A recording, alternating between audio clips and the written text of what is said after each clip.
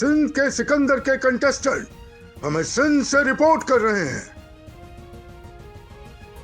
جی، گزشتہ دن مسلح افراد کا شہداد پور میں آ کر عزیز اللہ مرڈر کیس جو ہے وہ ایک نیا رخ اختیار کر چکا ہے۔ آج نواب شاہ پریس کلب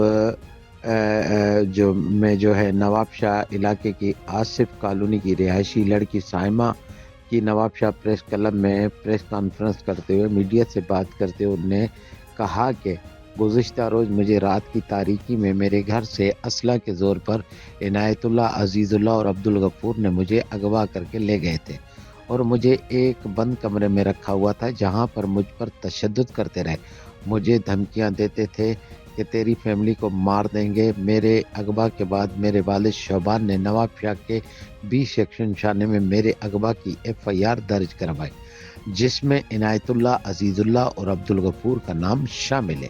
میرے گھر والوں نے میری تلاش شروع کر دی۔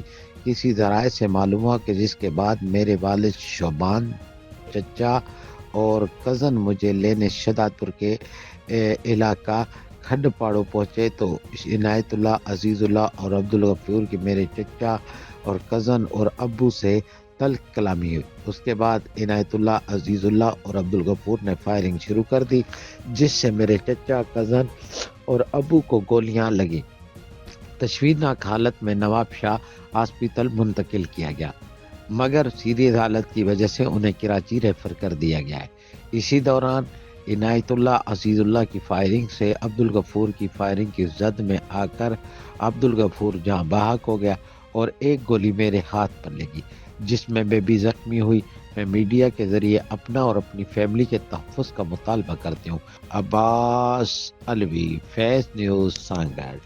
آپ نے رپورٹ ملاحظہ کی۔ مزید خبریں اور اپڈیٹس جاننے کے لیے دیکھتے رہیے فیض نیوز نیٹ ورک۔ فیض نیوز، فیض سب کے لیے۔